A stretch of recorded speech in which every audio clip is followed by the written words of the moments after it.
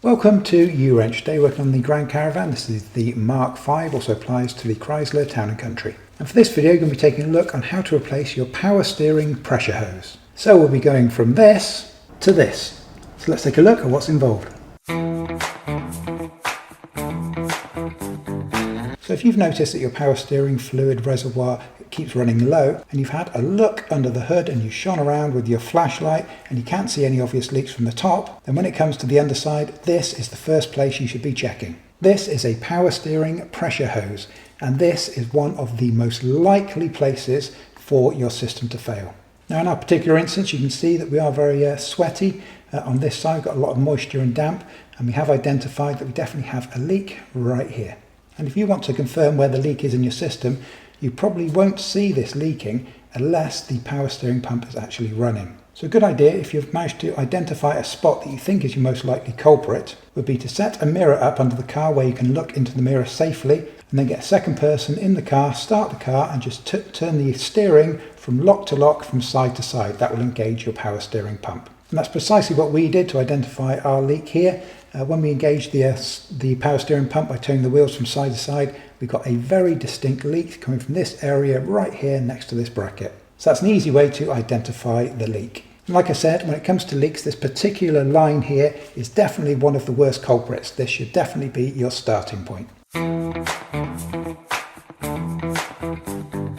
So this line's got 4 fixing points. First of all, we've got these 2 brackets on either side just here. And we have a nut head just here and a bolt on the opposite side. As you follow this up, you'll notice that this is the lower one of the 2 lines on the power steering rack. And the opposite side actually goes up and around and connects directly onto your power steering pump. So we'll attack the power steering rack side first. And just to get a quick head start on ourselves, we're going to get some penetration fluid.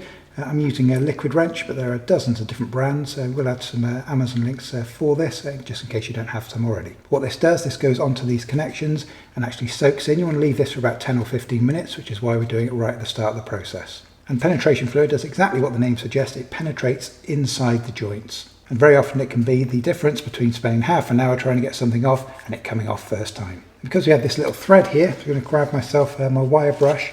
I'm just going to make sure that I clean this off, because I want to make sure that this nut is free as possible when it comes off.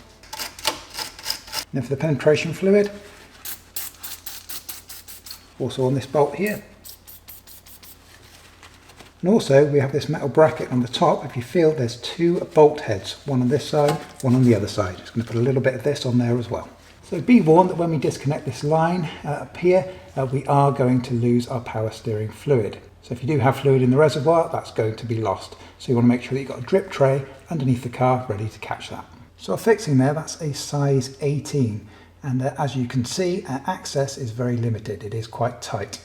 Now you should be able to get that with a standard size 18 spanner. However, because the access is limited, it can be a little bit tricky to get the correct angles. Now the ideal tool for this is going to be your standard 3/8 wrench, complete with a crow's foot head. As you can see, this particular one, this is a flare version, which makes it particularly handy for working around pipes. And the advantage of this, it does allow you to completely change the angles, so you can get pretty much any angle you require. So much more flexibility using this. And thankfully these bits aren't very expensive. You can buy sets of these on Amazon. You need to make sure that the set includes the size 18. And we will add Amazon links to the cheapest available sets that include a size 18 for you into the video description.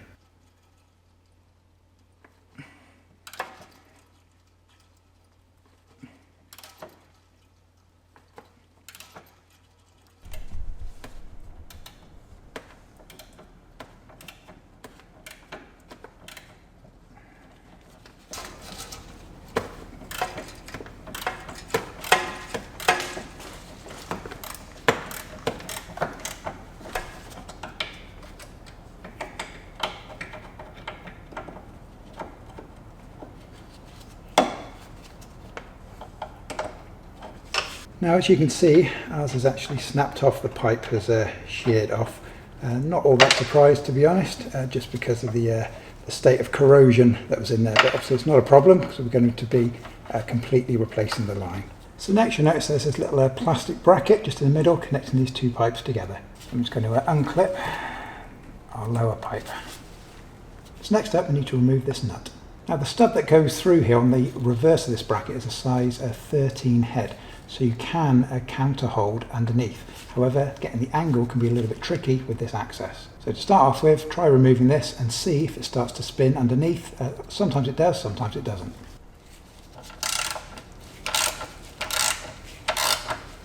So ours are looking pretty good so far, but like I say, if you'll get stuck, then a good idea is to use a thin type of a spanner like this one, and sometimes you can fit that in between there. Like I said, the access is limited, but if you turn it, this will spin, and you can kind of spin it around until this clicks in place.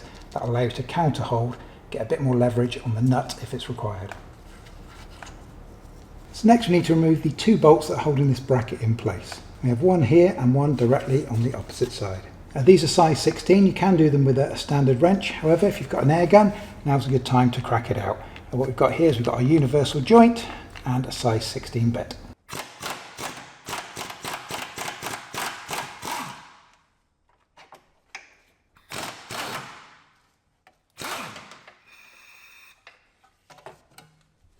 So now we're just going to push this bracket up and tuck it out of the way.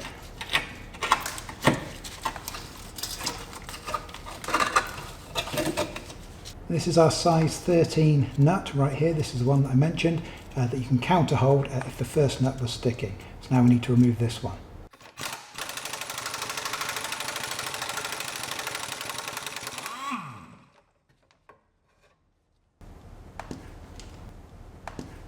Now to remove the bolt on the other side, it's 10 millimeters.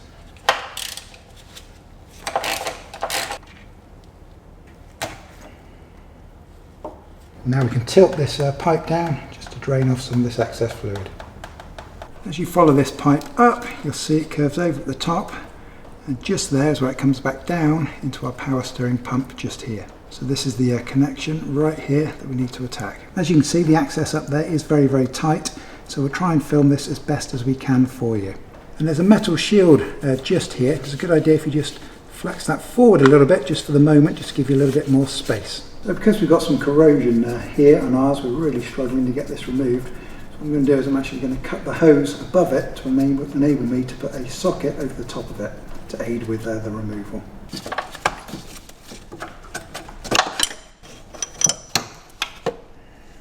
Okay, so to enable us to get the access, we actually removed the rubber hose just at the bottom there. Just remove the one clip, move that up and out of the way. And our pipe was twisting with the fixing. So what we've actually done there, we've got a Dremel tool up there, and we've just cut that pipe off.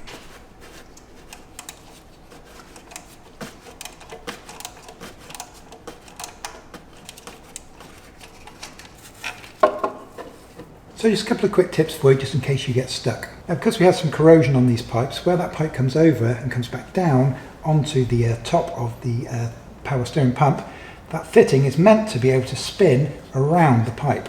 However, what happens over time, if you get a bit of corrosion in there, that will lock absolutely solid. So when you undo the fixing, the pipe will want to turn with it. And what we found is when we were undoing that, it was twisting the entire pipe, and because it's looped over the top, it actually twisted back on itself and went against the hex part where you actually need to undo it. So the whole thing started to get very, very tricky. So to create some access up there, we just disconnected the lower rubber pipe. It's just one clip, squeeze those two tabs together, push it up, and then the whole of that pipe will pop off. You've got just about enough space to get a Dremel tool up there. It's a little grinding disc that we've got on there to go up and actually cut through that pipe. And be very careful when you do that, because there is another pipe to the side of it, and there's also a pipe behind it that's for your aircon. This allowed us just to cut through the top of that pipe, give it a bit of a wiggle, and the whole thing snapped off. And with the rest of the pipe out of the way, it's very easy to put a size 16 socket onto the top of that fixing and just remove it. Now, it is quite a lot of extra work to do this, but you could be fiddling around for hours because the access is so bad up there. Sometimes it's quicker, although it is more work, to spend the extra kind of 20 or 30 minutes sorting this out to give yourself the access, make it easier overall.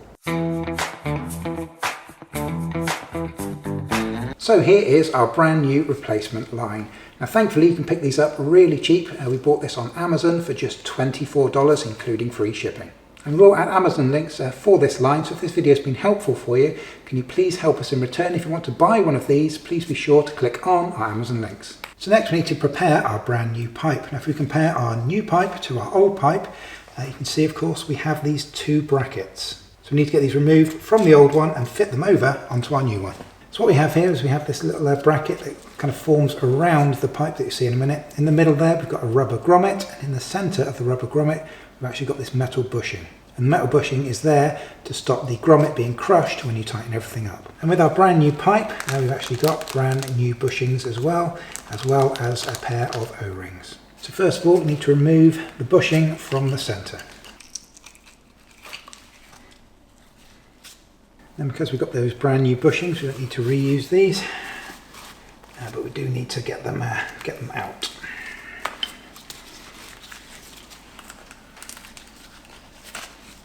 Then to open up the bracket, we need to put a flathead screwdriver in between and lever it open.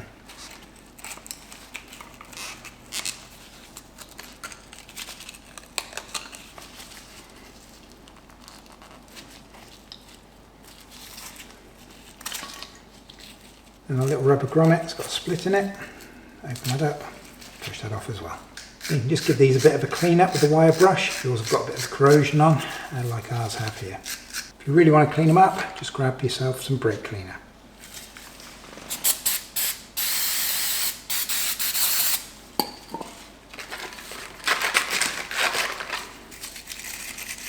Also make sure that the inside of these bushings is nice and clean as well. All sorts of corrosion in there, bits of metal in there. So first we need to refit our grommets. Before we do that, we want to actually lubricate them. And what I'm going to be using is standard brake grease. The reason being is that brake grease tends to be perfectly safe to use on rubber components.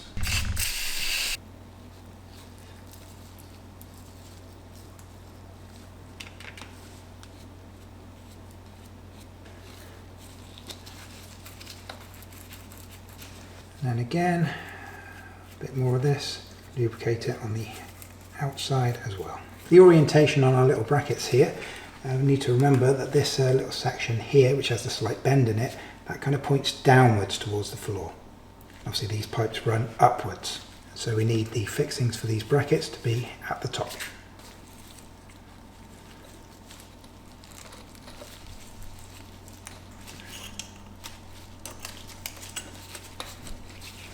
So we've got our brand new grommets here that came with our new line. So make sure we get some grease down into that groove and on the sides there.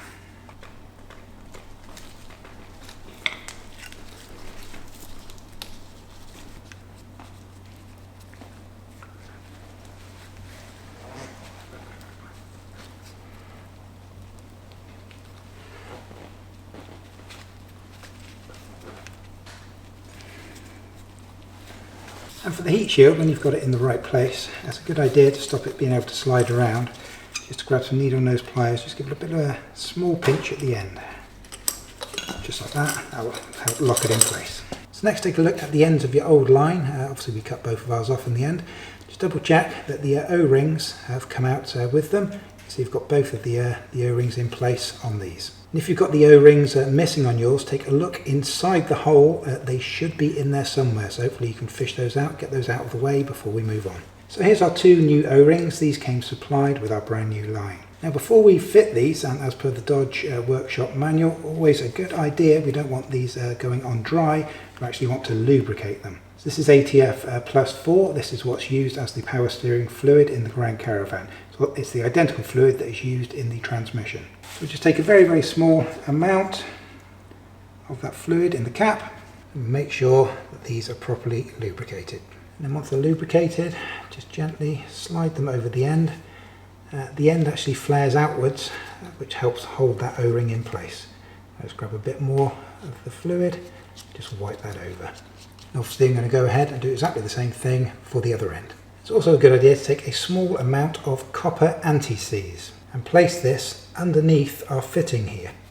The reason being is this will help prevent this binding on. So the exact problem that we had when we tried to remove this, where this fitting was literally corroded onto the pipe here and it would not move independently, it would not spin. So if we put a bit of copper grease in this, if you ever need to remove this pipe again in the future, that's going to help these two stop binding together. When you're applying this, be careful, obviously we don't want to get it onto our O-ring.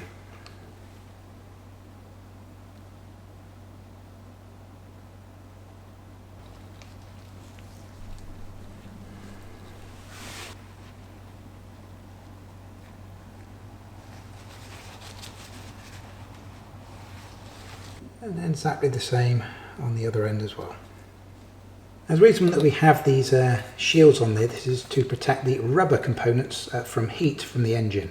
As we can see, we're a little bit short at the moment, so I want to pull that up and then actually stretch this out. I want to make sure that we've covered all of the rubber.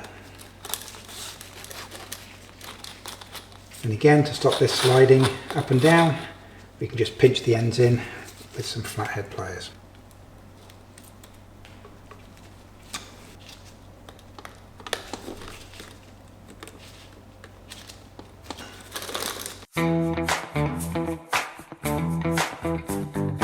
Now, because we need to get quite a big bend in the pipe where it goes up to our power steering pump, it makes it a little bit easier.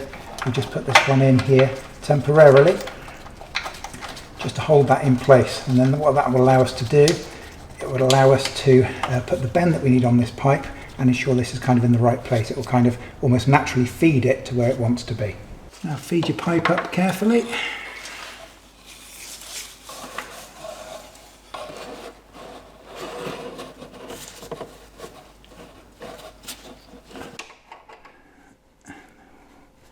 Takes a little bit of work to get it correctly aligned. Once you've got it lined up, get the spanner back on it, and it's very fiddly, not much access. You can just do a little bit at a time.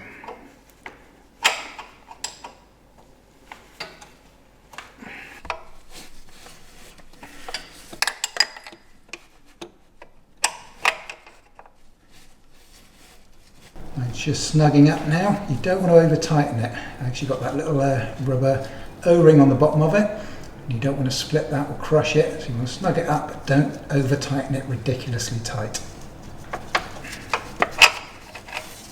And because we removed our hose earlier, we'll just go ahead and get that refitted.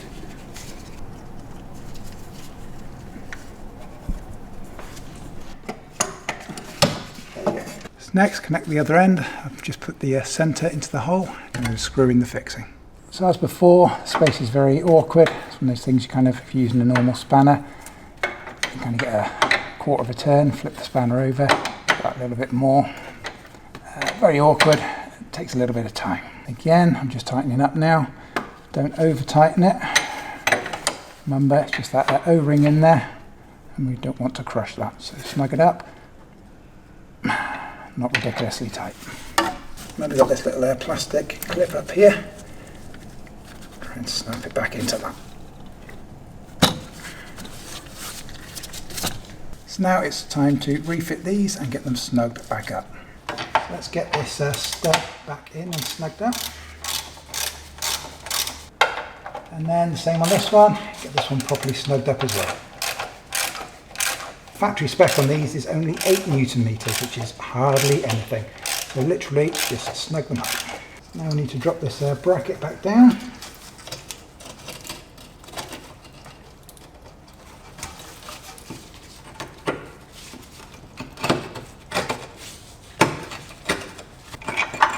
And then we've got these 2 bolts on the top, size 16.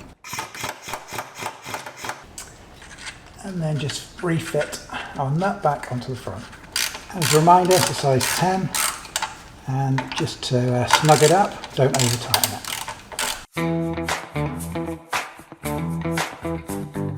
So next, we're going to grab yourself some blue paper, and what we're going to do is give everything a really good clean down. Obviously, we've had a lot of this ATF fluid that's dripped off, so we'll make sure we clean all of this up, and then using a really clean rag, once you've got rid of the worst of it, you want to go up to your 2 joints, the joint where it connects on the one side to your power steering pump, and also the other side where it connects to your power steering rack. You want to make sure you get those absolutely bone dry. The reason being is that when you want to come to test this, those are the 2 points that could potentially leak. So if you get them 100% bone dry, then of course if you spot anything at all, then you know that you do have a leak. And the last thing you want to do is mistake some old fluid from when you removed it for a brand new leak. So get it bone dry before you test it.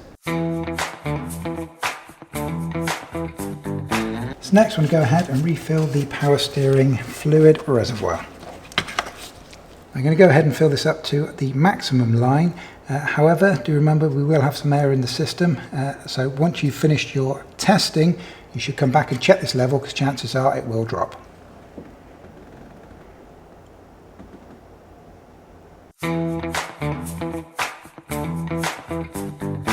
So now you've got the reservoir filled back up with fluid, it's time to test the system. Now, of course you will have air in the system because these pipes were completely empty. So when you first start doing your testing, moving the wheel from side to side, it's highly likely that you will get some squealing from your power steering pump. But the air will be pushed through in just a couple of turns, and then once all that's through, that should quieten down and you should be good to go. So to test it, what you want to do first of all is to start the car. Then you want to do the steering wheel full lock in one direction, full lock in the other direction, and just do that several times, between 3 and 5 full rotations in both directions. And then the big test is to come under the car again with a flashlight and shine it up and have a look at the ends of your line. And you want to check where it connects to the power steering rack on this side and the power steering pump on the other side.